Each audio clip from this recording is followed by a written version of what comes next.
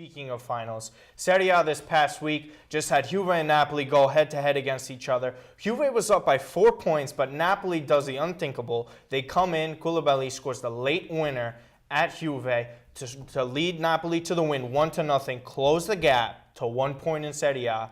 Now, Juve has a very difficult schedule right now. We're going to throw up both teams right here on the board. There's 4 games left for each of them, as you see. Juve definitely has the more difficult path here. They still have to play Inter this weekend, which we'll get into right now, and then Roma as well. Napoli, you see a couple other games. They should be able to take care of it, but the pressure is all on them because it's their Scudetto to lose, in my opinion, at this point. So anyways,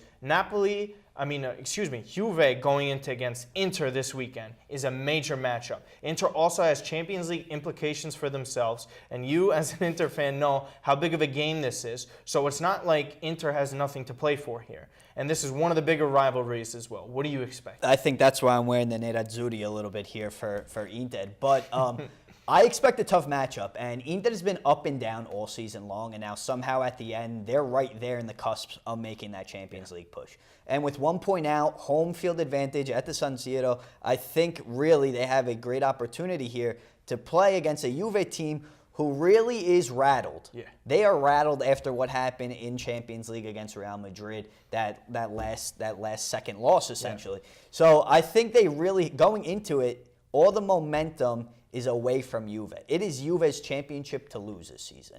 Now, my only concern, and this has nothing to do with Inter per se, but my concern is with Napoli. My concern with Napoli is they have always been a team that has been filled with talent, but time in and time out, they continue to blow the easy game at the end that could have rewarded them a championship. Yeah. And I want to say that this is the year that they get past that bump, they get over that hump, but I don't see it happening.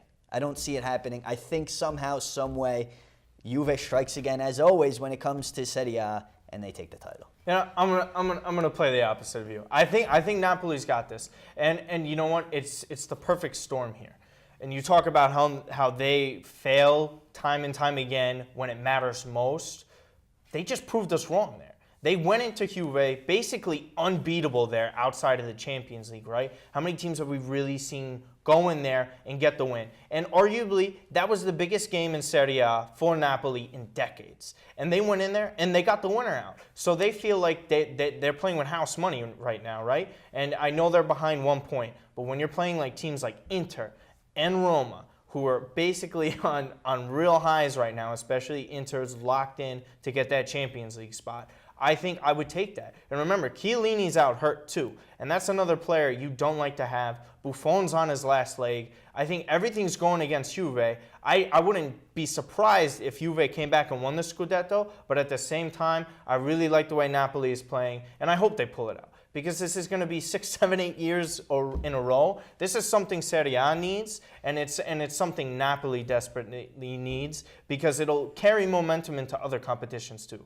Because it can show they can compete and win trophies at the same level as a club like Juve. Hey, and it's definitely more than just Juve winning again, like you just mentioned, and most importantly, it's about the overall level of soccer in the Serie A, and really showing that there is competition.